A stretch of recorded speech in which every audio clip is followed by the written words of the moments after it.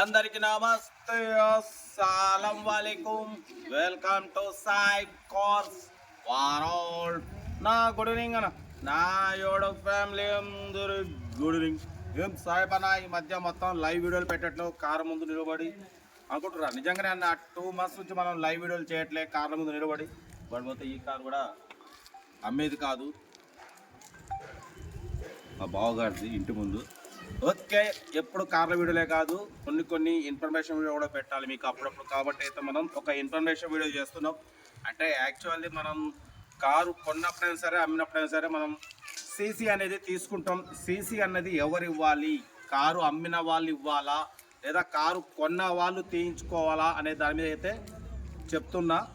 Car అమ్మిన వాళ్ళే మనకు సీసీ తీసి ఇవ్వాలి. ఎందుకంటే ఇంతకుముందు మనం కారు సీసీ అన్నది అప్పుడు ఓనర్ వెళ్ళకున్నా కూడా సీసీ అనేది తీయించుకోవచ్చు.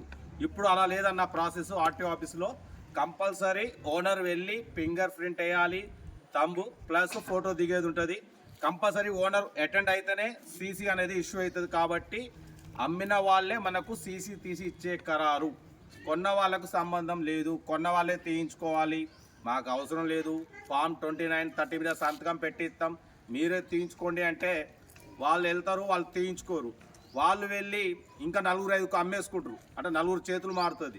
అప్పుడు మీ పేరు మీద ఉంటుంది. మీరు కొత్త కారు కొనాలంటే మీకు ట్యాక్స్ వస్తుంది. దాని మీద మీకు 10%, 20% అనేది ఎక్స్ట్రా ట్యాక్స్ పడుతుంది. కాబట్టి అప్పుడు మీరు ఇబ్బంది పడ్డా ఏ లాభం ఉండదు. అది 4 చేతులు మారుతుంది. ఆయన తీసుకుపోయి వేరేటానికి అమ్ముతాడు, ఆయన ఇంకొకరికి అమ్ముతాడు, అట్లా 4 చేతులు మారుతుంది. అది మీ పేరు మీదనే ఉండిపోతుంది. కాబట్టి అమ్మిన వాళ్ళే తీయించి ఇవ్వాలి, కొన్న వాళ్ళు ఎమ్మటే పేరు మార్చుకోవాలి. ఓకేనా?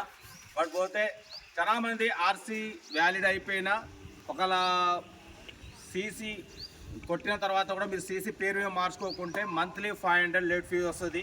సీసీ కొట్టిన తర్వాత 12 రోజులు 13 రోజులు మాత్రమే వ్యాలిడ్ ఉంటుంది. తర్వాత మీకు లేట్ ఫీజు అనేది ఇష్యూ అవుతుంది అన్న 500. 12 రోజుల లోపులనే మీరు పేరు మార్పించుకోవాలి. లేదంటే నెలకు 500 బట్టి మీరు ఎన్ని నెలలు లేట్ చేస్తారో అన్ని నెలలకు 500 బట్టి. 10 నెలలు అయితే 5,000, 20 నెలలు అయితే 10,000. ఇక మీకు అట్లా పడుకుంటూ పోతూనే ఉంటుంది. చాలా మంది కూడా అలా సీసీ ఇష్యూ అయిన తర్వాత కూడా పేరు మార్చుకోకుండా అలాగే పక్క పడేస్తారు. ఎందుకంటే కారు కొన్న తర్వాత వాళ్ళకి కారులో ఏదైనా లోపం, ఏదైనా ప్రాబ్లం ఉంటే ఏం చేస్తారంటే వాళ్ళ పేరు మార్చుకోరు. అరే ఈ బండి ప్రాబ్లం ఉంది, ట్రబుల్ ఉంది, నా పేరు మార్చుకోని చెప్పి ఆయన ఏం చేస్తాడు, వేరే వాళ్ళకి అమ్మేస్తాడు. ఆయన వేరే వాళ్ళకి అమ్ముతాడు. అట్లా చేతులు మారుతుంటుంది. కాబట్టి పేరు మీద కూడా మార్చుకోవాలి లేట్ ఫీజు నుంచి తప్పించుకోవాలంటే. బట్ పోతే ఆర్సీ వ్యాలిడ్ అయిపోయినా కూడా మంత్లీ 500 లేట్ ఫీజు వస్తుంది. ఒక్క నెలకైతే 500, 10 నెలలకైతే 5,000.